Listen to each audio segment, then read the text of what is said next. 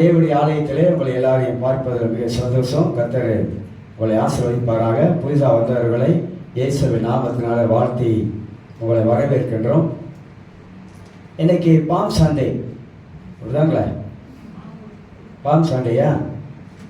குருத்தோலை ஞாயிறு அப்படின்னு எல்லாரும் நிறைய சபைகள், பாரம்பரிய சபைகள்லாம் அதை கொண்டாடுகிறார்கள். நாம் அதை தாண்டி போயிடும், நாம் கொண்டாடுவதில்லை.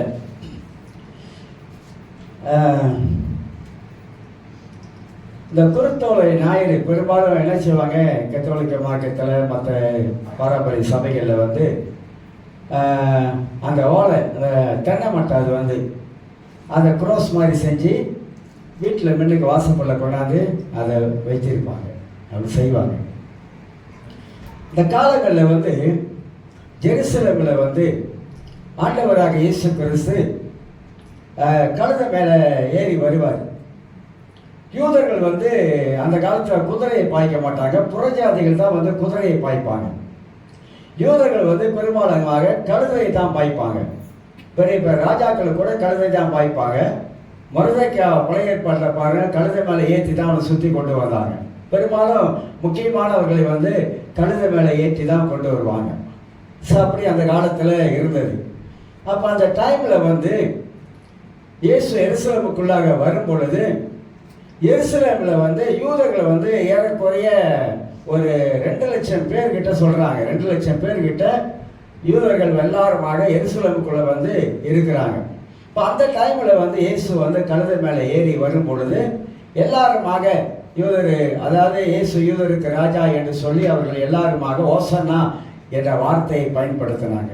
ஓசனா என்ற வார்த்தையை பயன்படுத்தும் பொழுது அது என்னன்னாக்கா, எங்களை ரட்சியும், எங்களை ரட்சியும் ஆண்டவரே, எங்களை ரட்சியும் ஆண்டவரே, எங்களை விடுதலையாக்கும் ஆண்டவரே, நீ யூதருக்கு நீ ராஜாவாக வர வேண்டும், நாங்கள் ரோமருக்கு கீழே அடிமையாக இருக்கிறோம், ஆகையினால எங்களை ரட்சியும், எங்களை விடுதலையாக்கும்னு சொல்லி ஓசனா ஓசனா என்று சொல்லி அப்படி பாடிக்கொண்டு வந்தாங்க. அதுதான் குருத்தோலை ஞாயிறு என்று சொல்லி எல்லாருமாக பெரும்பாலும் அதை வைத்து கொண்டாடுவதை குறித்து நாம் அறிந்து கொள்ளுங்கள். அதுதான் அதில் காணப்படுகிற முக்கியமான சில காரியங்கள். சரி, நம்ம நெகேமியாவை குறித்து நம்ம சில காலங்களாக நாம் பேசி கொண்டு வருகிறோம். நெகேமியா ஒரு சிறந்த மனிதன் என்பதை குறித்து உங்கள் மத்தியில் சொல்லி கொண்டு அதிலிருந்து நெகேமியா ஒரு ஆவிக்குரிய ஒரு மனிதன் என்பதை குறித்தும், நெகேமியா உயர்ந்த சிந்தனை உள்ளவன் என்பதை குறித்தும் அதிலிருந்து உங்கள் மத்தியிலே நிறைய வார்த்தைகளை குறித்து கோர்வையாக நான் பேசிக்கொண்டே வந்தேன். போன வாரம் நமக்கு பிறந்த நாள் கொண்டாடுறதுனால அந்த வார்த்தையை விட்டு சில காரியங்கள் மட்டும் பேசிவிட்டு வந்தேன். இன்னைக்கு அந்த அடிப்படையிலே ஆவிக்குரிய மனிதன் நல்ல பண்புகளை வளர்த்து கொள்ள வேண்டும் என்று சொல்லி முதல் காரியத்தை எடுத்து நான் பேசி வந்தேன். ஏனென்றால் கிறிஸ்தவர்கள் ஆவிக்குரிய வாழ்க்கையில வளர வேண்டும் என்ற அடிப்படையில அந்த நோக்கத்தில் மத்தியிலே பேசி கொண்டு வருகிறேன். ஏன் நம்ம ஆவிக்குரிய மனிதர்களாக ஏன் வாழ வேண்டும் என்றால், நமக்குள்ளாக பரிசுத்த ஆவியானவர் நம்மளை ஒரு ஆவிக்குரிய மனிதனாக மாற்றி அமைக்கிறார். நாம் எல்லாருமாக இந்த உலகத்தில் ஒரு நல்ல ஒரு கிறிஸ்தவ வாழ்க்கை வாழ்வதற்கு ஒரு ஆவிக்குரிய வாழ்க்கை நமக்கு அவசியமா இருப்பதை நாம விளங்கி கொள்ள வேண்டும்.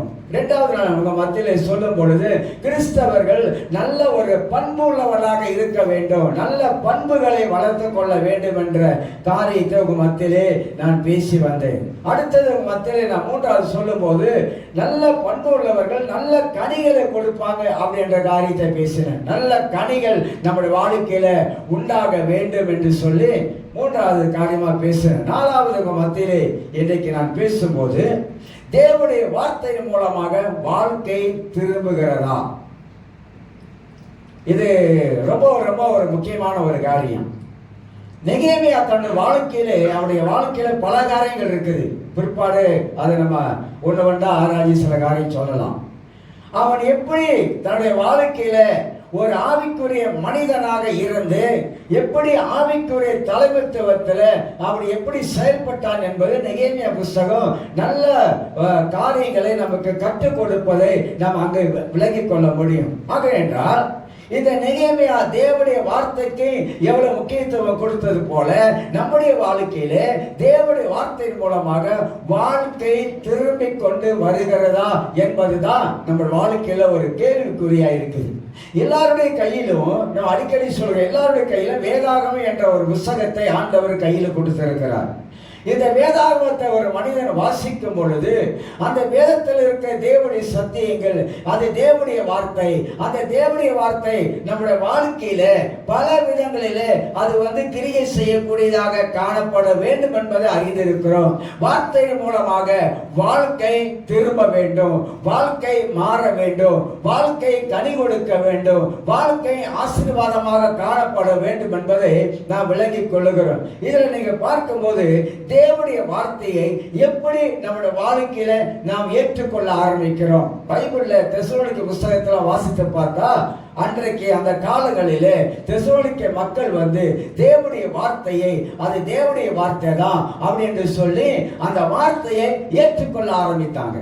அப்படி ஏற்றுக்கொள்ள ஆரம்பிக்கும் போது அவங்க வாழ்க்கையில பெரிய ஒரு மாற்றங்கள் உண்டானது, பெரிய ஒரு திருப்பங்கள் உண்டானதை குறித்து அந்த வார்த்தையின் மூலமாக நாம் பார்க்கிறோம். அப்ப தேவனுடைய வார்த்தை ஒரு மனிதனை ரட்சிப்பதற்கு வல்லமை உள்ளது. தேவனுடைய வார்த்தை ஒரு மனித வாழ்க்கையில பேசுவதற்கு வல்லமை உள்ளது. தேவனுடைய வார்த்தை ஒரு மனிதனை விடுதலை ஆக்குவதற்கு அது வல்லமை உள்ளதாக இருக்கிறது.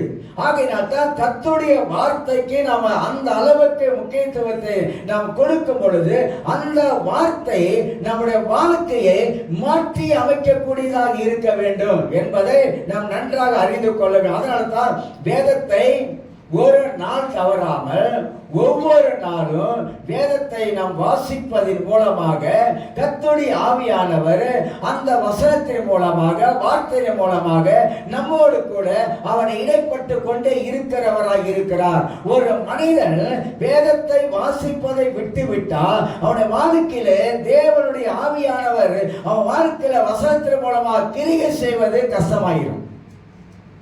அதனால தான் பைபிளை விடாமல் வாசித்துக் கொண்டே இருக்கணும். இன்னைக்கு வாசிச்சுட்டேன், பரவாயில்ல, நாளைக்கு வாசிப்பேனா, அப்படி இல்லை. பைபிளை விடாமல் நம்முடைய வாழ்க்கையில வாசித்துக் கொண்டே இருக்க வேண்டும். பழைய ஏற்பாட்டு சம்பவங்களை நாம மனதில் வைத்து அறிந்தவங்களாக காணப்பட வேண்டும். புதிய ஏற்பாட்டில் காணப்படுகிற நிருபங்களை, என்னென்ன காரியங்கள் சொல்லப்பட்டிருக்கிறது என்பதை நாம் மனதில் வைத்து யோசிக்கக்கூடிய ஆளாக இருக்க வேண்டும் என்பதை நாம் அறிந்து கொள்ளுகிறோம். 19ஆம் சங்கீதத்தை நாம் திருப்பிக் கொள்வோம்.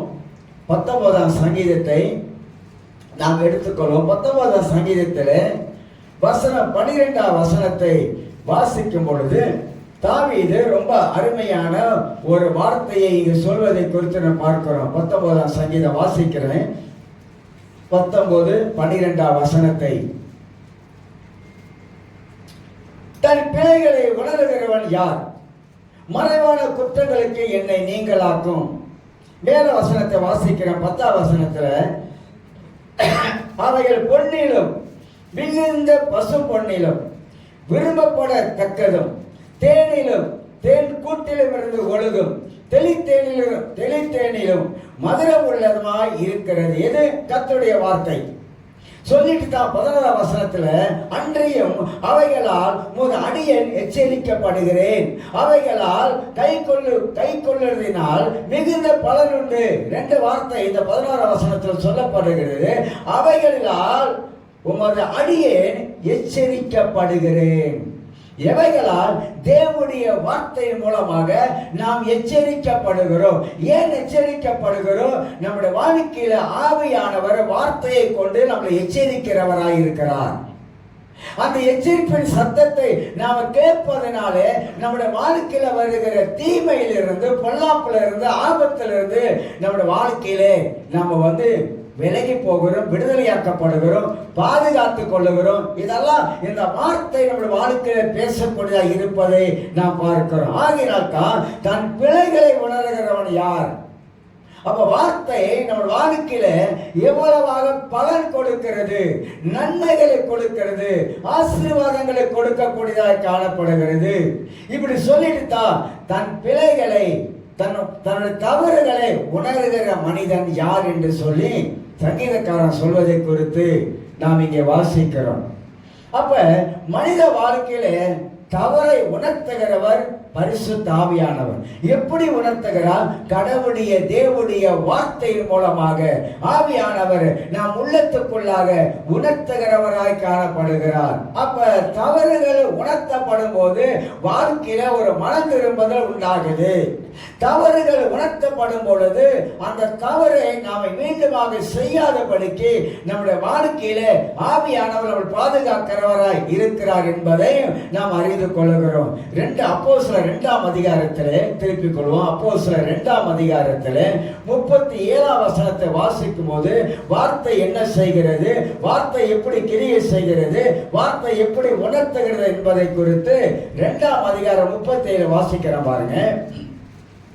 இதை அவர்கள் கேட்ட பொழுது, எதை? பேதுரு எழுந்து தேவனுடைய வார்த்தையை பேசுகிறார். என்ன வார்த்தையை பேசுகிறார்? சிலுவையிலே அறையப்பட்ட ஆண்டவராக இயேசு கிறிஸ்துவின் வார்த்தையை எடுத்து பேசிக்கொண்டு வருகிறார். அப்படி பேசிக்கொண்டு வருகிறதே யூத மக்கள் எல்லாருமாக தேவனுடைய வார்த்தையை கேட்க ஆரம்பிக்கிறாங்க. இந்த கடவுளுடைய வார்த்தையை கேட்பதுல ஒரு முக்கியமான ஒரு விஷயம் இருக்குது. கடவுளுடைய வார்த்தையை நாம் எப்படி கேட்கிறோம்? ஒன்று வாசிப்பதன் மூலமாக கேட்கிறோம், இரண்டாவது பிரசங்கத்தின் மூலமாக தேவனுடைய வார்த்தையை கேட்கிறோம். இந்த ரெண்டு விதத்துல நம்முடைய வாழ்க்கையில வார்த்தையை கேட்கும் பொழுது அந்த வார்த்தையில இருந்து நம்முடைய வாழ்க்கையில ஆவியானவர் என்ன காரியத்தை பேசுகிறார் என்பதை நாம் அறிந்து கொள்ள வேண்டும். வார்த்தையின் மூலமாகத்தான் தேவன் நம்மளை தொடுகிறவராக இருக்கிறார். ஒரு செய்தியின் மூலமாக பரிசுத்த ஆவியானவர் அந்த செய்தியின் மூலமாக அந்த வார்த்தையின் மூலமாக நம்முடைய வாழ்க்கையில அவர் தொடுகிறவராக இருக்கிறார். அந்த வார்த்தையின் மூலமாக அவர் கிரியை செய்யக்கூடியவராக இருக்கிறார். அந்த வார்த்தையை கேட்கும் பொழுது நம்முடைய வாழ்க்கையில இருக்க தவறுகளை பரிசுத்த ஆவியானவர் வார்த்தையை கொண்டு உணர்த்துகிறவராக இருக்கிறார் என்பதை நாம் அறிந்து கொள்ள வேண்டும். அல்லேலூயா சொல்லுங்க பார்க்கலாம். அல்லேலூயா. இப்ப வார்த்தை எவ்வளவு முக்கியமானது. அப்பொழுது இதை அவர்கள் கேட்ட பொழுது இருதயத்திலே குத்தப்பட்டவர்களாகி என்று வாசிக்கிறோம். இருதயத்திலே அவங்களுக்கு ஒரு குத்தப்பட்ட நிலைமை, உணர்த்தப்பட்ட நிலைமை. ஐயோ, இந்த ஆண்டவராக இயேசு கிறிஸ்துவை நம்ம தான் இப்படி எல்லாம் செஞ்சிட்டோம் என்றதான காரியத்தை பேதுரு தெளிவாக திட்டமாக எடுத்து பேசப்பட்ட அந்த வார்த்தையின் மூலமாக இந்த யூத மக்கள், இஸ்ரவேல் மக்கள் உள்ளத்துக்குள்ளாக தவறை உணரக்கூடிய அளவுக்கு ஆவியானவர் கிரியை செய்தார் என்பதையும் நாம் அறிந்து கொள்கிறோம். ஆக பிரசங்கம் பேதுரு அன்றைக்கு பேசப்பட்ட பிரசங்கம் நீண்ட பிரசங்கம் அல்ல. ஆனா பேதுரு ஆவியானவர் அவருக்கு தந்த வார்த்தைகளை வைத்து அவர் பேச ஆரம்பித்தாரு. பரிசுத்த ஆவியானவர் வார்த்தையை கொண்டு அவர் வாழ்க்கைக்குள்ளாக கிரியை செய்ய ஆரம்பித்தார் என்பதை நாம் அறிந்து கொள்ளுகிறோம். பேதுருவையும் மற்ற அப்போஸ்தலரையும் பார்த்து, சகோதரரே, நாங்கள் என்ன செய்ய வேண்டும் என்றார்கள் கேட்கிறாங்க. இப்ப எங்களுக்கு இந்த வார்த்தை எங்களுடைய உள்ளத்துல அந்த அளவுக்கு உணர்த்துகிறது, எங்களுடைய தவறுகளை உணர்த்துகிறது, எங்களுடைய பாவங்களை உணர்த்துகிறது. இப்ப நாங்கள் என்ன செய்ய வேண்டும் என்று சொல்லி அவங்க ஒரு கேள்வி எழுப்புறாங்க. 38 பேதுரு அவர்களை நோக்கி, நீங்கள் மனம் திரும்பி. பேதுரு பிரசங்களை ரொம்ப ஸ்ட்ரெயிட் போகட்டா பேசுறாங்க. நாங்க என்ன செய்ய வேண்டும் அப்படின்னு சொன்ன மாத்திரத்துல அவர் பேதுரு வேற எதையுமே வளவலாம் அங்க அழப்புல எடுப்புல நீங்கள் மனம் திரும்ப வேண்டும் என்று ஒரே வார்த்தையை போட்டார். அப்படி சொன்ன பிற்பாடு ஒவ்வொருவரும் பாவ மன்னிப்பு கண்டு இயேசு கிறிஸ்து நாமத்தினாலே ஞானஸ்தானம் பெற்றுக் கொள்ளுங்கள், அப்பொழுது பரிசுத்த ஆவியின் வரத்தை பெறுவீர்கள் அப்படின்னாரு. எல்லாரும் மனம் திரும்புங்கள். நீங்க மனம் திரும்பினாக்கா நீங்கள் பரிசுத்த ஆவியின் வரத்தை பெற முடியும், ஆவின் அபிஷேகத்தை பெற முடியும் என்று சொல்லி பேதுரு மனம் திரும்புதலை அங்க வலியுறுத்துவதை குறித்து பார்க்கிறோம். கிறிஸ்தவர்கள் மனம் திரும்பி தான் வாழ வேண்டும். மனம் திரும்பாமல் கிறிஸ்தவர்கள் வாழ முடியாது. மனம் திரும்புதல் தான் இருக்கக்கூடிய ரகசியம். ஆசீர்வாதம் எப்படி நம்ம வாழ்க்கை வரணும்? மனம் திரும்பி வாழ வேண்டும். மனம் திரும்புதல் என்பது ஏதோ ஒரு காரியத்தில் மட்டும் மனம் திரும்பி வாழ்வதல்ல. எல்லா காரியத்திலும் மனிதர்கள் மனம் திரும்புவது அவசியமாக இருக்கிறது. பாவத்தின் மிக்கமாக மனம் திரும்புவது மட்டுமல்ல, மற்ற காரியத்தில் நம்முடைய வாழ்க்கையில மனம் திரும்பி வாழ்வது அவசியமா இருப்பதையும் நாம அறிந்து கொள்வது நலமாயிருக்கும். அதனால்தான் தாவீது சொல்லும்போது தன்னுடைய பிழைகளை, தன்னுடைய தவறுகளை உணர்கிற மனுஷன் யார்? நம்முடைய வாழ்க்கையில இது ரொம்ப ரொம்ப முக்கியமான ஒரு வார்த்தை. நம்முடைய வாழ்க்கையில காணப்படுகிற தவறை நாம் உணரக்கூடிய மக்களாக இருக்க வேண்டும். அதே 19ஆம் சங்கீதத்தில் 7ஆம் வசனத்தை திருப்பிக் கொள்ளுங்க. அதே 19ஆம் சங்கீதத்தில் 7ஆம் வசனத்தை உங்களுக்கு நான் வாசித்து காட்டுகிறேன். 19:7. அதுல ஒரு முக்கியமான வசனம் கீழே சொல்லப்படும். 19:7 வாசிக்கிறேன். கர்த்தருடைய வேதம் குறைவற்றதும் ஆத்மாவை உயிர்ப்பிக்கிறதுமாய் இருக்கிறது. கர்த்தருடைய சாட்சி சத்தியமும் பேதையை ஞானியாக்கிறதுமாய் இருக்கிறது. இதுல 3 வார்த்தையில சொல்லப்படுது. கர்த்தருடைய வேதம் குறைவற்றது. வேதத்தை, தேவனுடைய வார்த்தை குறைவற்றது என்பதை இங்க போதிக்கிறது. இந்த குறைவற்றது என்று சொல்லும்போது வார்த்தை, கடவுளுடைய வார்த்தை ஒரு நாளும் குறைவா பேசுவது கிடையாது என்பதை விளங்கிக் கொள்கிறோம். இரண்டாவதாக அது ஆத்மாவை உயிர்ப்பிக்கிறதுமாய் இருக்கிறது என்று சொல்லி தமிழ் பைபிள்ல இப்படி பார்க்கிறோம். இன்னொரு மொழிபெயர்ப்புல ஆத்மா என்று சொல்லும்போது கர்த்தருடைய உபதேசங்கள், இதுல ஆத்மான்னு சொல்லப்படுறது. கர்த்தருடைய உபதேசங்கள் ஒரு மனிதனுக்குள்ளாக வரும் பொழுது அந்த மனிதனை, அதாவது போதனை ஒரு மனிதனை மாற்றக்கூடியதாக இருக்கும். அப்ப தேவனுடைய போதனை என்பது என்ன என்பதை அதை நாம் அறியணும். கடவுளுடைய போதனை என்பது என்ன? ஆண்டவர் வேதத்துல என்ன போதனைகளை மனிதனுக்காக வச்சிருக்கிறார்கள். பைபிள் மனிதன் வாழ வேண்டிய வழி எல்லாம் பைபிள்ல தான் இருக்கு. நாம் வாழ வேண்டிய வழிகள், நாம் கற்றுக்கொள்ள வேண்டிய காரியங்கள், நாம் ஆசீர்வதிக்கப்பட வேண்டிய காரியங்கள், நாம் தேவனை மகிமைப்படுத்த வேண்டிய காரியங்கள், நம்முடைய வாழ்க்கை இந்த பூமியிலே நல்ல ஒரு உயர்ந்த நிலைமையில இருக்க வேண்டிய காரியங்கள் எல்லாம் இந்த வேதத்தின் மூலமாகத்தான் நாம் அறிந்து கொள்வதற்கு ஆண்டவர் எழுதி வைத்திருக்கிறார். எப்படி வாழ்ந்தால் நம்முடைய வாழ்க்கையில தேவ ஆசீர்வாதங்கள் நம்மளை சூழ்ந்து கொள்ளும் என்பதை குறித்து நாம் அறிந்து கொள்கிறோம். அப்ப வாழ்க்கையை பொறுத்தது எப்படி என்றால், போதனை என்பது நம்முடைய வாழ்க்கையில என்ன காரியங்களை கொண்டு வருகிறது? போதனை என்பது ஒரு மனித வாழ்க்கையில பெரிய மாற்றங்களை கொண்டு வருகிறது. கடவுளுடைய வார்த்தை பைபிள் முழுவதுமாக நிறைய காரியங்களை ஆண்டவர் மனிதனுக்கு போதிச்சிருக்கிறார். அந்த போதனைகளை பைபிள்ல எழுதப்பட்டிருப்பதனால அந்த போதனைகளை நாம கவனமா உன்னிப்பா கேட்கும் பொழுது நாம் அநேக நன்மைகளை அடையக்கூடிய மக்களாக இருக்கிறோம். வாலிப பிள்ளைகளாக இருந்தாலும் சரி, கணவன் மனைவியாக இருந்தாலும் சரிதான், யாரா இருந்தாலும், எப்பேற்பட்ட மனிதனாக இருந்தாலும் பைபிள்ல எல்லாருக்கும் ஆண்டவர் அவருடைய போதனையை வைத்திருக்கிறார். அப்ப இந்த போதனையை நம்ம கேட்க ஆரம்பிக்கிறோம். இந்த போதனையை கேட்க கேட்க கேட்க நம்முடைய வாழ்க்கையில நிறைய வித்தியாசங்களை ஆவியானவர் உண்டு பண்ணுகிறார். அதாவது கடவுளுடைய வார்த்தையின் மூலமாக நம்முடைய இதயத்துல பதிந்து வைக்கும் பொழுது அந்த வார்த்தையை நம்ம வாழ்க்கையில வேலை செய்கிறது. அந்த வார்த்தையை நம்ம வாழ்க்கையில கிரியை செய்யக்கூடியதாக இருக்கிறது.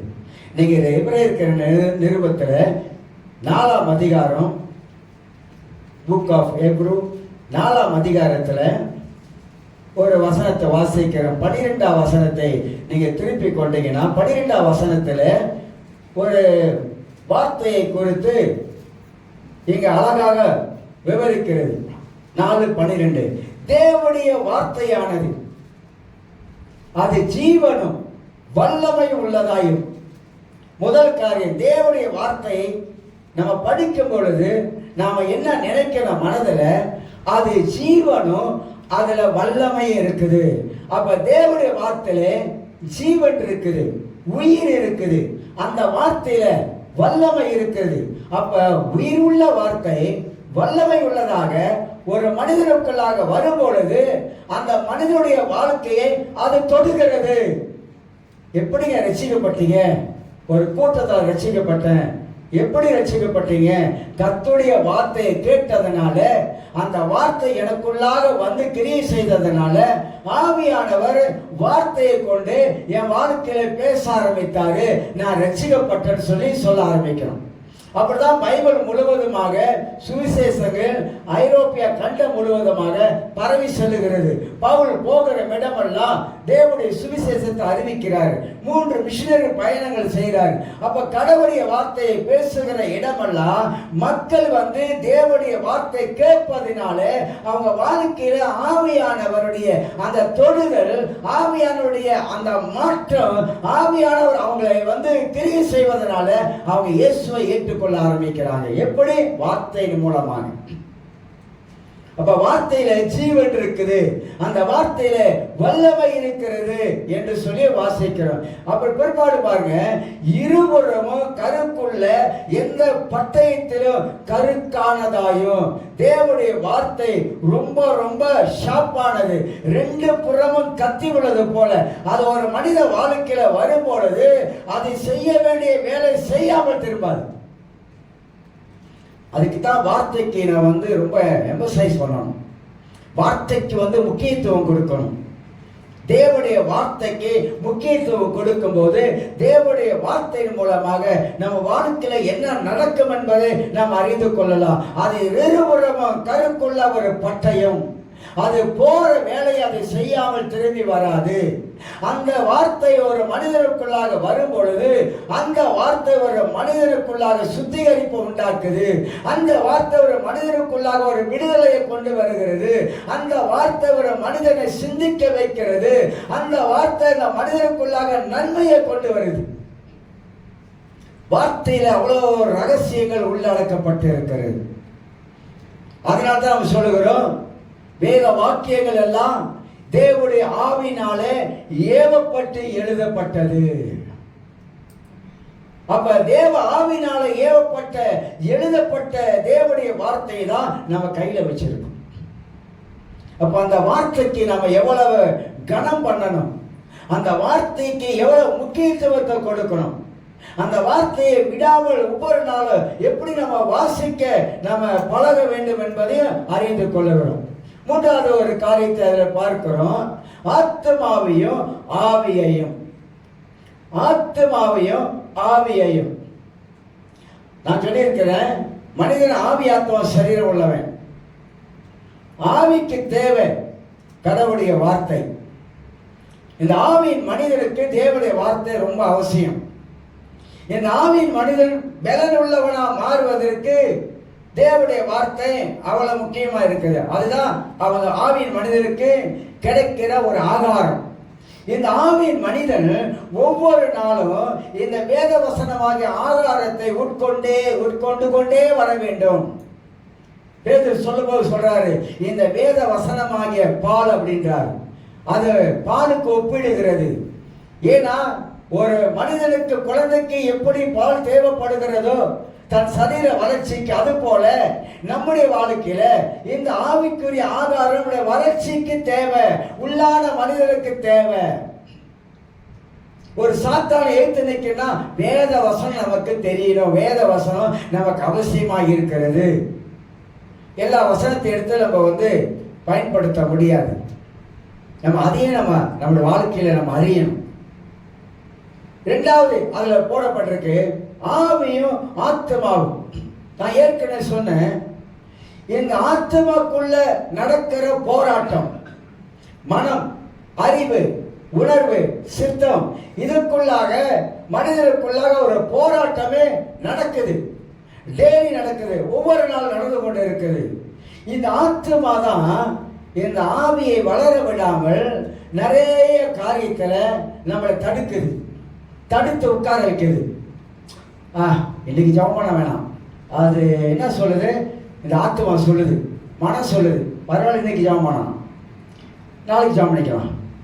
நாளைக்கு ஏற்றோடனே எழுந்த உடனே நிறைய வேலை இருக்கு, பரவாயில்ல நாளைக்கு ஜெபம் பண்ணிக்கலாம். 4ஆம் நாளைக்கு வந்த பிற்பாடு பரவாயில்ல நாம இன்னொரு நாளைக்கு ஜெபம் பண்ணிக்கலாம் அப்படின்ற இந்த தள்ளி போடுறது பாருங்க, இதான் ஆத்மா.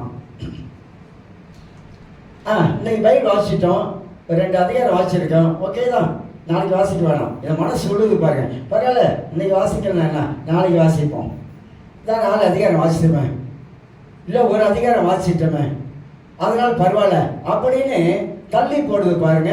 இது ஆத்துமா. ஆனால் ஆவி சொல்லுது, இல்லை இல்லை எனக்கு பசியாக இருக்குது, நீ பைபிளை படித்தாதான் எனக்கு கொஞ்சம் பலன் இருக்கும் அப்படின்னு சொல்லுது. அப்போ இந்த ரெண்டுக்கு என்ன நடக்குது? ஒன்று சொல்லுது தள்ளி போடுது, இன்னொன்று சொல்லுது இல்லை இல்லை தள்ளி போடாத, படி படி படின்னு சொல்லுது. ஏன் படிக்க சொல்லுதுன்னா, இந்த ஆவிக்கு உள்ளுக்க ஒரு பசி இருக்கு. ஆனால் ஆத்மா தான் நம்மளோட வாழ்க்கையில நிறைய காரியத்தை கெடுக்குது. ஆவிக்குரிய காரியங்கள் எல்லாம் இந்த ஆத்மா தான் நமக்குள்ள இருந்து அது கெடுக்க ஆரம்பிக்குது. அப்ப இந்த ஆத்மாவை நம்மளோட வாழ்க்கையில சரிப்படுத்தணும்.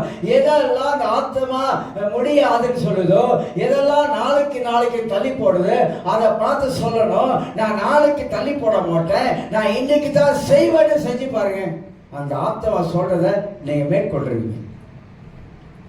ஆனா நிறைய பேரு இந்த ஆத்மாவுக்கு இடம் கொடுக்க ஆரம்பிக்கிறாங்க. அப்ப ஆவியும் ஆத்மாவுக்குள்ளாகவும் வசனம் வரும் பொழுது பரிசுத்த ஆவியானவர் அங்கே கிரியை செய்ய ஆரம்பிக்கிறார். கிறிஸ்தவ வாழ்க்கையில் இருக்கிற பிரச்சனையே அந்த ஆத்மாவதான். யோசிக்கிற விதங்கள் எல்லாம் மாறுபட்டதாக இருக்கிறோம். நாம் சிந்திக்கிற விதங்கள்லாம் வித்தியாசமான ரீதியில நாம் சிந்திக்க ஆரம்பிப்போம். இதெல்லாம் இந்த ஆத்மாக்குள்ள நடக்கிற காரியங்கள். அப்ப தேவனுடைய வார்த்தை வரும்போது அது இருபுறமும் கருக்குள்ள எந்த பட்டயத்தையும் ஆவியும் என்ன ஆத்மாவையும் ஆவியும் இந்த கணுக்கையும் ஊனையும் அப்படின்னு போட்டுருக்கு. ஊன்னு சொன்னா இந்த போன் மேரோ இருக்குல்ல, அது ஊனம். அப்ப இதெல்லாம் பைபிள் எப்படி காட்டுதுன்னா, தேவனுடைய வார்த்தை ஒரு மனிதனுக்குள்ளாக வரும் பொழுது எல்லாவற்றையும் அது சரிப்படுத்துது. எல்லாவற்றையும் நமக்கு சரிப்படுத்தி பிரிக்கத்தக்கதாக உருவ குத்துகிறதாயும் இதயத்தின் நினைவுகளையும் யோசனைகளையும் வகையறுக்கிறதமாய் இருக்கிறது. இதயத்திலே தேவனுடைய வார்த்தை குத்துகிறதாயும் நம்முடைய எண்ணங்கள் எல்லாம் அது வகையறுக்குது. நம்முடைய எண்ணத்துல இருக்கிறதெல்லாம் சரிப்படுத்த ஆரம்பிக்குது. அதனால்தான் தேவனுடைய வார்த்தைக்கு அவ்வளவு பவர், அவ்வளவு வல்லமை. தேவனுடைய வார்த்தை மனிதனோடு பேசக்கூடியது. கடவுள் மனிதனோடு பேசுகிறார். இதை நன்றாக நாம் அறிந்து கொள்ள வேண்டும். ஆகையினால்தான் ஆத்மாவை உயிர்ப்பிக்கிறது. ஆத்மா என்றால் என்ன என்பதை குறித்து நாம் அறிந்து கொள்ளுகிறோம். அப்ப போதனை என்பது என்ன? ஆவியானவர் நமக்குள்ள இருந்து என்ன காரியங்களை போதிக்கிறார். ஒரு பகுதி எடுத்து நீங்க வேதத்தை வாசிக்கும் போது அதிலிருந்து கர்த்தருடைய ஆவியானவர் என்னோடு கூட என்ன காரியத்தை அவர் பேச ஆரம்பிக்கிறார், என்ன காரியத்தை போதிக்க ஆரம்பிக்கிறார். வேதத்தை வாசிக்கும் பொழுது நமக்குள்ளாக ஆவியானவர் இடைபட ஆரம்பிக்கிறார். பைபிளை வாசிக்கும் போது ஒரே எண்ணத்தோடு, ஒரே சிந்தையோடு, ஒரு மனதோடு, முழு கவனத்தையும் பைபிளுக்குள்ளாக உள்ள செலுத்தி நம்ம வாசிக்க ஆரம்பிக்கும் போது அங்கதான் ஆவியானவர் நம்மோடு இடைப்படுகிறார். பைபிள் அப்படித்தான் நம்ம படிக்க ஆரம்பிக்கணும். நிறுத்தி படிக்கணும், நிதானமாய் படிக்கணும், சொல்லுகிற வார்த்தையை புரிஞ்சு படிக்கணும்.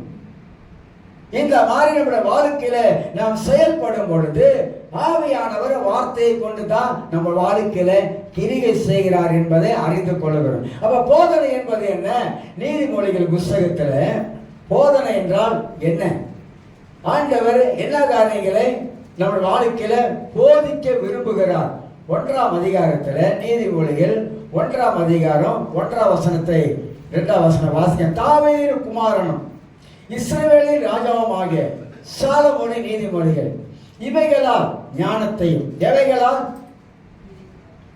வசனத்தின் மூலமாக, தேவனுடைய வார்த்தையின் மூலமாக ஞானத்தையும் போதகத்தையும் அறிந்து புத்திமதிகளை உணர்ந்து. என்ன சொல்லப்படுது? புத்திமதிகளை உணர்ந்து இவைகள் பேதைகளுக்கு வினாவையும் வாலிபருக்கு அறிவையும் விவேகத்தையும் கொடுக்கும். 5ஆம் வசனம். புத்திமான் இவைகளை கேட்டு அறிவில் தேர்வான், விவேகி நல்லோசனைகளை அடைந்து என்று வாசிக்கிறோம். பைபிள் பேதையை ஞானியாக்கும். தேவனுடைய வார்த்தை ஒரு மனிதனை தலைகீழாக மாற்றி அமைக்கும்.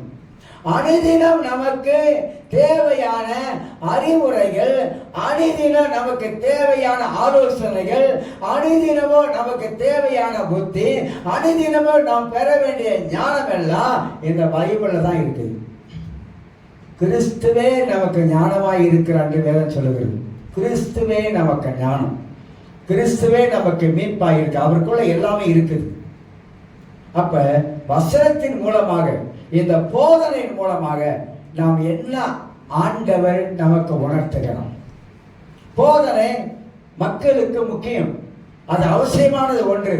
அப்ப அனுதினமா நம்ம வாழ்க்கையில இதை பெற்றுக்கொண்டே வந்தா நாம் இந்த பூமியில எப்படி வாழ வேண்டும் என்று போதனை நமக்கு போதிக்கிறது. ஏன் மனிதன் வழி மாறி போகிறான், ஏன் மனிதன் வழி தவறி போகிறான்? அவனுக்கு சரியான கடவுளுடைய போதனை இல்லை. சரியான போதனை இருந்தா நிச்சயமாக இந்த உலகத்துல என்ன காரியம் வந்தாலும் அவன் வழி மாறி போக முடியாது. எவ்வளவு கஷ்டம் வந்தாலும், எவ்வளவு பிரச்சனை சோதனைகள் வந்தாலும் அவன் நிற்க ஆரம்பிப்பான். ஒரு மனுஷன் இப்படி சொல்றாங்க, அவங்க ஒரு கன்னியாஸ்திரி சொல்றாங்க, நான் கத்தோலிக்க மார்க்கத்தில் இருக்கும் பொழுது நான் பைபிளை படிக்க ஆரம்பித்தேன். பைபிளை படிக்க ஆரம்பிக்கும் பொழுது ஆண்டவரின் வாழ்க்கையில் சில காரியங்களை காட்டினாரு. அப்போ அதிலிருந்து கொஞ்சம் கொஞ்சமாக நான் வெளியாக ஆரம்பித்தேன். பிற்பாடு நான் போயிட்டு ஞானஸ்தானம் எடுத்தேன், முழுக்க ஞானஸ்தானம். அப்போ எல்லாரும் சொன்னாங்க, நீ இந்த மாதிரி எப்படி முழுக்க ஞானஸ்தானம் போய் எடுத்துகிட்டு வந்திருக்கிற அப்படின்னு நிறைய பேர் என்னை விதமாக கேள்வி கேட்டாங்க. நீ போய் ஃபாதர்கிட்ட போயிட்டு நீ பாவ சங்கீதனம் நீ செய்யணும் அப்படின்னு சொல்லி என்னை அனுப்பினாங்க. நானும் போனேன். இப்போ ஃபாதர்கிட்ட கேட்டேன், இந்த மாதிரி நான் முழுக்க ஞானஸ்தானம் எடுத்துட்டேன் ஃபாதர், ஆகினால என்னை மன்னிக்கணும் அப்படின்னு சொல்லிட்டு பாவ சங்கீதனம் செய்ய வந்திருக்கேன் அப்படின்னு. இதுக்கு நீ என்னத்துக்கு பாவ சங்கீதனம் செய்ய வந்த? இது ஆதி காலத்தில் இருக்குது, நம்ம ஆளுக்கெல்லாம் சோம்பேறிங்க, அதனால போய் முழுக்க ஞானஸ்தானம் கொடுக்காம திருப்பி ஞானஸ்தானம் கொடுத்து விட்டுறாங்க. ஆனால் நீ செஞ்சது சரிதான், தப்பு இல்லைண்ணா. ஆதி காலத்துல என்ன இருக்குது? முழுக்க ஞானஸ்தானம் இருக்குது. ஆனா முழுக்க ஞானஸ்தானம் பைபிள்ல கிடையாது. அவங்க சொல்றாங்க இது பைபிள்ல இல்லை. ஆனா ஃபாதர்கிட்ட கேட்கும்போது ஃபாதர் எப்படி சொல்றாரு அப்படின்னு சொல்லிட்டு அவங்க வாழ்க்கையில அதுல இருந்து வெளியே வந்த பொழுது அவங்க வாழ்க்கையில கடவுளுடைய வார்த்தை தான் அவங்க வாழ்க்கையில பெரிய மாற்றங்களை கொண்டு வந்துச்சு. அதனால எப்பேற்பட்ட மனிதன், நிறைய நீண்ட பெரிய சாட்சி சொல்றாங்க, எப்பேற்பட்ட மனிதனா இருந்தால் தேவனுடைய வார்த்தை தான் ஒரு மனிதன் வாழ்க்கையில மாற்றும். அப்ப கடவுளுடைய வார்த்தைக்கு அவ்வளவு வல்லமை இருக்குது. அப்ப அதில் இருக்கிற போதனைகளை நாம் அறிந்து கொண்டா, வேதம் என்ன நமக்கு கற்றுக் கொடுக்கிறது என்பதை நாம் அறிந்து கொண்டா, இந்த பூமியில நாம் எப்படி வாழ வேண்டும் என்பதையும் நாம அறிந்து கொள்வதற்கு உதவியாக இருக்கும். லூக்கா 15ஆம் அதிகாரத்துல 11ஆம் வசனத்துல நீங்க வாசி பார்த்தீங்கன்னா வேதத்துடைய போதனைகளை முக்கியமான ஒரு காரியத்தை நாங்க பார்க்கிறோம். போதனை பத்தி பேசுறோம், டாக்டரினை பத்தி பேசுறோம். எப்படி ஆண்டவர் வார்த்தையை கொண்டு ஒரு மனித வாழ்க்கையில போதிக்கிறார் என்பது குறித்து நமக்கு எல்லாருக்கும் தெரியும். 2 குமாரர்கள், ஒருத்தன் கெட்டவனோ ஒருத்தன் நல்லவனோ.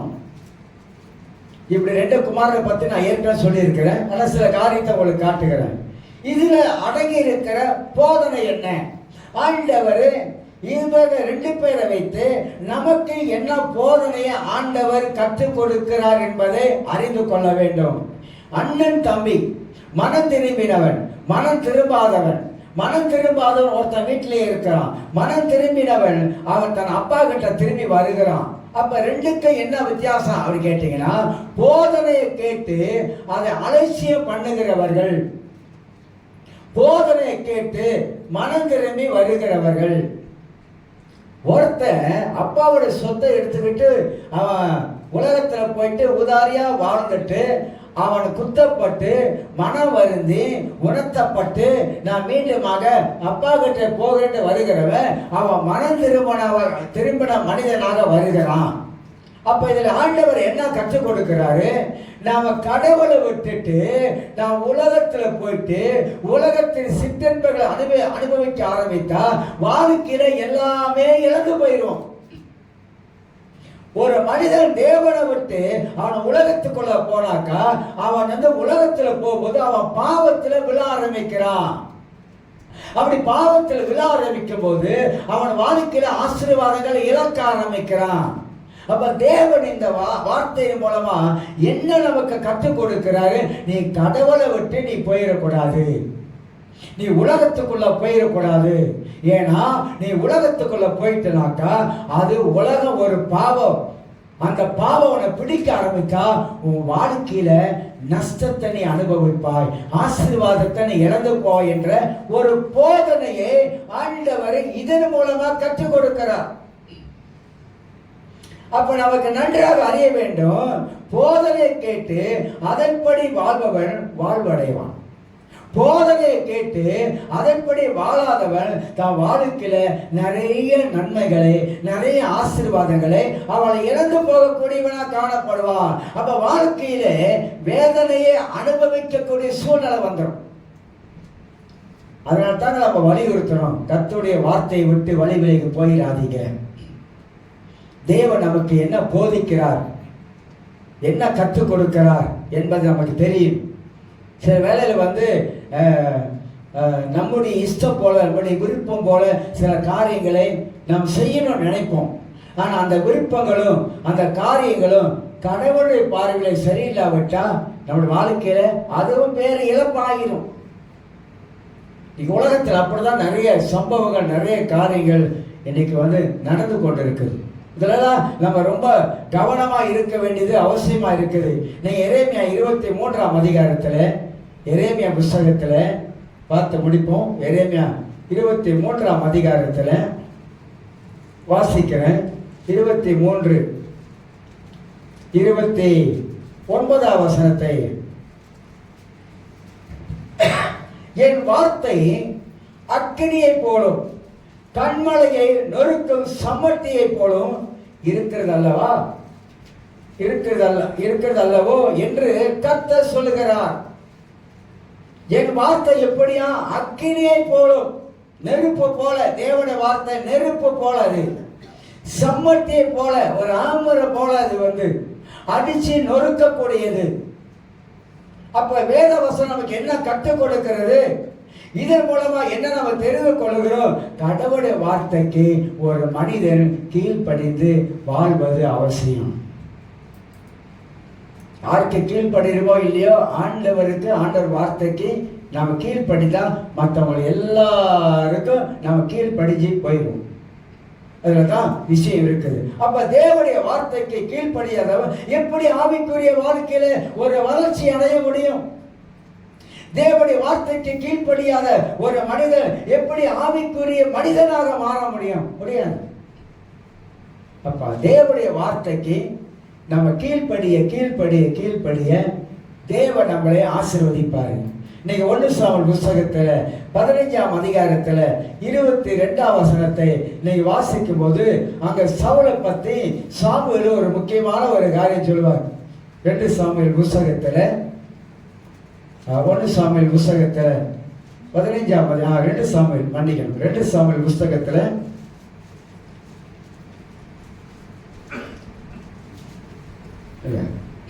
இல்லைங்க 1 சாமுவேல் 15:22. அதற்கு சாமுவேல் கர்த்தருடைய சத்தத்துக்கு கீழ்ப்படிவதை பார்க்கிலும், அழகா விவரிக்கிறார் பாருங்க அந்த இடத்துல. கீழ்ப்படிவதை பாருங்க, சர்வாங்க தகன பணிகளும் கர்த்தருக்கு பிரியமாக இருக்குமோ, பணியை பார்க்கிலும் கீழ்ப்படிதலும் ஆட்டுக்கிடாக்களை நிலத்தை பார்க்கிலும் செவி கொடுத்தல் உத்தமம் சொல்லிட்டு 23ல ரெண்டகம் பண்ணுதல் வெள்ளிய சூரிய பாவத்துக்கும் முரட்டாட்டம் பண்ணுதல் அவபக்திக்கும் விக்கிர ஆராதனைக்கும் சரியா இருக்கிறது. நீர் கர்த்தருடைய வார்த்தையை புறக்கணித்ததனாலே அவர் உம்மை ராஜாவா இராதபடிக்கு புறக்கணித்து தள்ளினார் என்றார். ஏன்னா சவுல் என்பவன் தேவனுடைய வார்த்தைக்கு கீழ்ப்படியாமல் போனவன். பைபிள்ல பாருங்க, கடவுளுடைய வார்த்தைக்கு நாம் செவி கொடுக்காமல், கடவுளுடைய வார்த்தைக்கு கீழ்ப்படியாமல் நீங்க என்னதான் செஞ்சாலும் அது தேவனால ஏற்றுக்கொள்ளப்படாது. ஆண்டவர் அதை விரும்ப மாட்டார். ஆண்டவர் சொல்லி நம்ம கேட்கலன்னா எப்படி? யோசித்து பாருங்க. இன்னொரு வார்த்தை எனக்கு ஞாபகத்துக்கு வருது. ஆமோஸ் புஸ்தகத்தை கொஞ்சம் திருப்பிக் கொள்ளுங்க. இதுல ஒரு அருமையான ஒரு காரியம் சொல்லப்பட்டிருக்கு. ஆமோஸ் புஸ்தகம் பழைய ஏற்பாட்டுல 5ஆம் அதிகாரத்துல 1067 பக்கம், 1067 5வது அதிகாரத்துல 21 வாசிக்கிற பாருங்க. உங்கள் பண்டிகையை பகைத்து வெறுக்கிறேன், உங்கள் ஆசரிப்பு நாட்களில் எனக்கு பிரியமில்லை. உங்கள் தகன பலிகளையும் போஜன பலிகளையும் எனக்கு படைத்தாலும் நான் அங்கீகரிக்க மாட்டேன். கொழுமையான உங்கள் மிருகங்களின் சோத்திர பலிகளையும் நான் நோக்கி பார்க்க மாட்டேன். 23 உன் பாட்டுகளில் இரைச்சலை என்னை விட்டு அகற்று, உன் வீணைகளின் ஓசையை நான் கேட்க மாட்டேன் அப்படின்னு சொல்லி கீழே இன்னொரு காரியத்தை பேசிட்டு வர்றாரு. இந்த இடத்துல ஆண்டவர் ஒரு சத்தியத்தை நமக்கு விளக்கி காட்டுகிறார். அதாவது அன்றைக்கு இருந்த இந்த யூதர்கள் பணக்கார யூதர்கள் ஏழைகளை ரொம்ப அநியாயமா ஒடுக்கினாங்க. நீங்க கீழே வாசித்து பார்த்தீங்கன்னா, நியாயம் தண்ணீரை போலவும் 24 நீதி வற்றாத நதியை போலவும் புரண்டு வர கடவது. அப்ப இந்த வசதி படைத்த இந்த யூதர்கள் ஏழை யூதர்களை என்ன பண்ணாங்க கேட்டீங்கன்னாக்கா, அவன்களை நிலத்தை அபகரிச்சாங்க. ஏன்னா அந்த காலத்துல யுத்தத்துல அநேக ஆண்கள் இறந்து போயிட்டாங்க. அப்படி இறந்து போனதுனால எல்லாம் விதவைகளா இருக்கிறாங்க, பிள்ளைங்க இருக்காங்க. அதை வச்சுதான் அவங்க வாழணும். அப்ப இவனுக்கு என்ன பண்ணானுங்க, அந்த விதவைகளை உடைய நிலத்தை அபகரிக்கிறது, கோர்ட்டுக்கு ஏற்றுறது. இந்த ஒரு ஜோடி செருப்புன்னு போட்டிருக்கு. ஆமோஸ் புஸ்தகத்தில் ஒரு ஜோடி செருப்புன்னு போட்டிருக்கு. இந்த ஒரு ஜோடி செருப்பு என்ன அடையாளம், என்ன அர்த்தம்னு கேட்டீங்கன்னாக்கா, இந்த மாதிரி உள்ளவங்களை கொண்டு போயிட்டு கோர்ட்ல ஏற்றி அவங்களை ஒண்ணுமில்லாமல் ஆக்கி போடுறது. ஒரு ஜோடி செருப்புக்கு விலை இருக்கா? நீங்க போட்ட ஒரு ஜோடி செருப்பை கடையில கொடுத்தா அதுக்கு மதிப்பு இருக்கா? அதை யாரும் வாங்குவாங்களா? வாங்க மாட்டாங்க. அந்த ஒரு ஜோடி செருப்பு என்ன அடையாளம் கேட்டா, இந்த மக்களை அந்த அளவுக்கு மோசமாக நடத்தி கோர்ட்ல ஏற்றி ஒண்ணுமில்லாமல் ஆக்கி அவங்களை விட்டுருவாங்களாம். விட்டுட்டு இப்படி என்ன பண்ணுவாங்க, கடவுளுக்கு ஆராதனை, கடவுளுக்கு பலி செலுத்துவது, கடவுளுக்கு இசை வாசிப்பது, இதெல்லாம் செய்ய ஆரம்பிப்பாங்க. அதனால தான் மேல சொல்றாரு, நீ இந்த ஏழை விதவைகளை கோர்ட்ல ஏற்றி அவங்களை ஒரு ஜோடி செருப்புக்கு பிரயோஜனம் இல்லாத அளவுக்கு நடுத்தர கொண்டாந்து விடுற நீ எனக்கு ஆராதனை செய்வதற்கு நீ எப்படி இருக்க வேண்டும்? உன் இருதயம் எப்படி இருக்க வேண்டும்? நீயே சரியில்லாத இருக்கும் போது உன் ஆராதனையை நான் ஏற்றுக்கொள்ள மாட்டேன். வேதம் நமக்கு என்னங்க பைபிள்ல இருந்து கற்றுக் கொடுக்குது, மற்றவனை ஓட்டாண்டியா நீ ஆக்காத, மற்றவனுக்கு விரோதமாக நீ ஒன்றை செயல்படாத. அந்த விதவைகளுக்கு நீ இறங்க வேண்டிய ஆளு நிலத்தை அபகரிச்சிட்ட. இந்த மாதிரி நீ செஞ்சிட்டு வந்துட்டு எனக்கு ஆராதனைன்ற ஒரு காரியம் செய்ய அதை நான் அருவருக்கிறேன். ஏன்னா நீ சரியில்லை, நீ உன் வாழ்க்கையை மாத்து. இதுதான் ஆண்டவர் பைபிள்ல நமக்கு தெளிவான ஒரு போதனையை கர்த்தர் கற்றுக் கொடுக்கிறார். அப்ப நாம் என்ன கற்றுக்கொள்ளுகிறோம்? ஆண்டவர் வார்த்தையின் மூலமாக நம்முடைய வாழ்க்கைக்கு என்ன பாடத்தை சொல்லிக் கொடுக்கிறார்? மனிதர்கள் மனிதனாக வாழ வேண்டும், மனிதர்கள் தேவனுக்கு பயந்து வாழ வேண்டும், மனிதர்கள் ஆவிக்குரிய கனியை கொடுக்கக்கூடியவராக இருக்க வேண்டும். மனிதர்கள் சொல்லும் போது ரட்சிக்கப்பட்ட கடவுளுடைய பிள்ளைகள் ஆவிக்குரிய மனிதனாகவே வாழ்ந்து காட்ட வேண்டும். இதுதான் வேதத்துல பார்க்கிற அற்புதமான போதனைகளை குறித்து நாம் அறிந்து கொள்ளுவோம். பைபிள் ஸ்கூல் படிச்சு கொடுக்க தெலுங்கிருக்காங்க. ஒருத்தன் கேட்டாங்க, ஒரு கேள்வி கேட்டாங்க, பஸ்டர், இப்போ சேர்ச்சில் பகையோடு கசப்போடு இப்படி வராங்களே, அவங்கள வந்து கர்த்தர் ஆசீர்வதிப்பாரா, நீங்கள் சொல்லுங்க அப்படின்னாங்க. அவங்க கேட்கும் போது தெரிஞ்சிச்சு எனக்கு.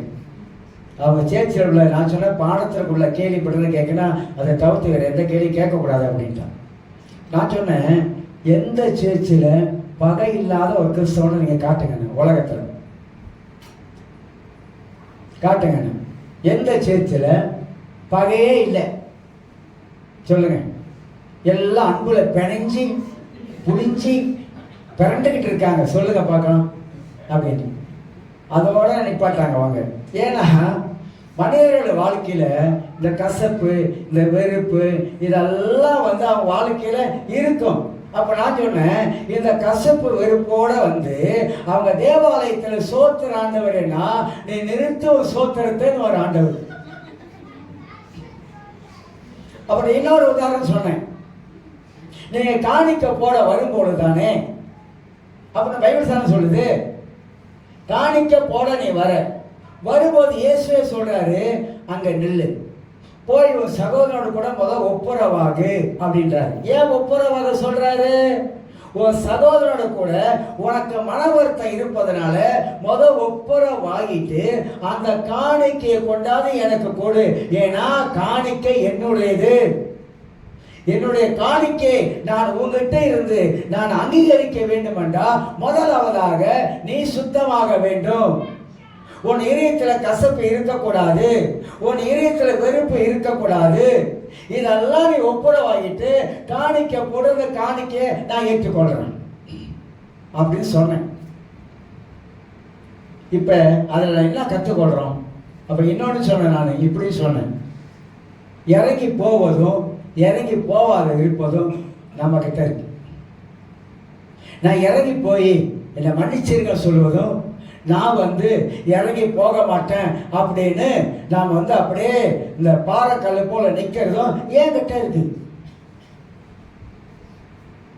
எனக்குள்ள ஆவியானவர் இருக்கிறாரு, ஆவியானவர் சொல்றாரு இறங்கி போடுறாரு. நம்ம மனித ஆவி சொல்றது முடியாது, நடக்காது, 10 வருஷமானாலும் அந்த வீட்டு வாசப்படியே நான் மிதிக்க மாட்டேன் அப்படின்னு உள்ளுக்கு ஒண்ணு சொல்லுது. பரிசுத்தான் சொல்றாரு, நீ மிதிக்காவிட்டா நீ பரலோகத்துக்கு வர மாட்ட அப்படின்றாரு. பரலோகத்துக்கு நான் வராவிட்டாலும் பரவாயில்ல, மனசு சொல்லுது, பரலோகத்துக்கு நான் வராவிட்டாலும் பரவாயில்ல, நான் இப்படிதான் இருப்பேன். நான் பிடிச்ச முயலுக்கு 3 காலு. கிறிஸ்தவங்க இப்படி வாழ முடியாது, வாழவும் கூடாது. ஏன் காலம் வச்சுட்டாங்க? அவங்க காலை மிதிக்காம விட மாட்டேன். ஒரு பல்லை எடுத்துட்டாங்க, அவங்களுக்கு நான் 2 பல்லை எடுக்காம நான் விட மாட்டேன். பல்லுக்கு பல். அப்ப உள்ளுக்கு ஆவியானவர் என்ன பண்றாரு? இவங்க சொல்றாங்க, ஆவியானவர் ஒதுக்குங்க, ஒத்து போங்க, தள்ளி போங்க, என்கிட்ட என்னுடைய ஏன் இருக்க விடுங்க, நீங்க வந்து தலையிடாதீங்க அப்படின்னா ஆவியானவரை நாம என்ன பண்ண சில வேலைகளை ஒதுக்கி தள்ளிடுறோம். அவர் சொல்லி சொல்லி பார்க்குறாரு, நம்ம கேட்க மாட்டோம், அவர் பேசாம விட்டுருவாரு. இதனால நமக்கு வரக்கூடிய நன்மைகள் இருக்குதா யோசிக்கணும். இதனால வரக்கூடிய நன்மை இருக்கா? சில வேளை எத்தனையோ வருஷமா பேசாம இருப்பாங்க, சில பேர் எத்தனையோ வருஷமா அவங்களோட கூட நல்ல ஒரு ஐக்கிய உறவு இல்லாம இருக்கும். நானும் ரசிக்கப்படாத இப்ப சொந்தக்காரன் வீட்டுக்கே போக மாட்டேன். அப்படி ஒரு கொள்கை இருந்துச்சு எனக்கு, சொந்தக்காரன் வீட்டுக்கு போகக்கூடாது.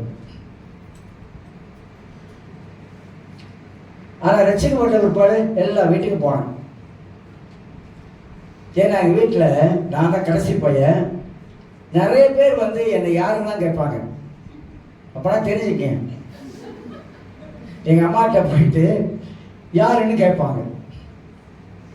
ஆனால் கடவுளை அறிந்த பிற்பாடு அப்படி இல்லை, போகாத வீட்டுக்கெல்லாம், யார் வீட்டுக்கெல்லாம் போலையோ அங்கெல்லாம் வீட்டுக்கெல்லாம் போகும். ஏன்னாக்கா கடவுளை அறிஞ்சிட்டோம், ஒரு ஆவிக்குரிய மனிதனாக வாழ ஆரம்பிக்கிறோம். கிறிஸ்து நமக்குள்ள இருக்கிறாரு. ஒரு கனி கொடுக்கிற மரமாக நம்ம வளர ஆரம்பிக்கிறோம். காரியங்களை பொறுமையாக கேட்க ஆரம்பிக்கிறோம். ஆனா அப்பா நான் அப்படி இல்லை, ரொம்ப கோபக்காரன்.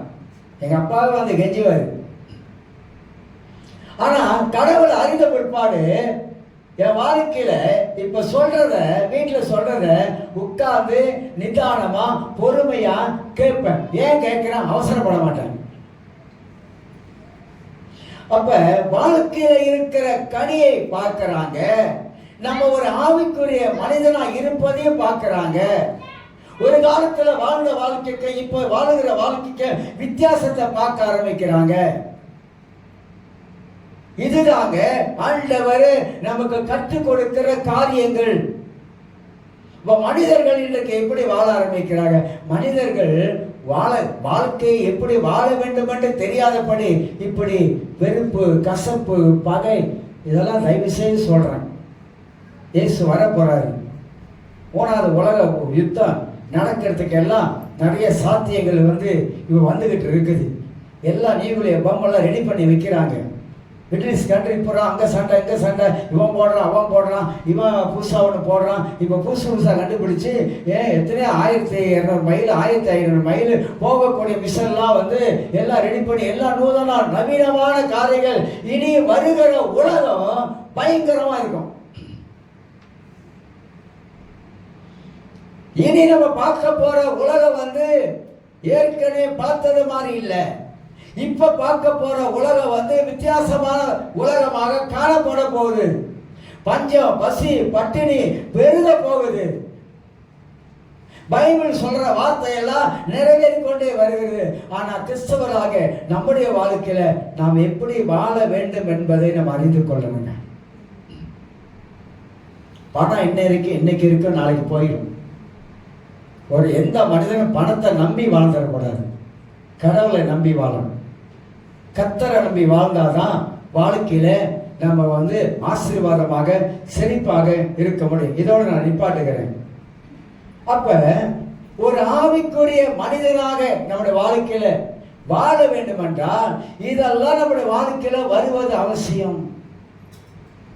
இதெல்லாம் நம்முடைய வாழ்க்கையில வரும்போதுதான் நம்ம கடவுளுடைய போதனைகளை கேட்டு அதுல வளரும் பொழுது ஒரு நல்ல, ஒரு சிறந்த, ஒரு ஆவிக்குரிய மனிதனாக நான் வாழ்ந்து காட்டுவதற்கு உதவியாய் காணப்படும். எல்லாரும் எழுந்திருக்கோம்.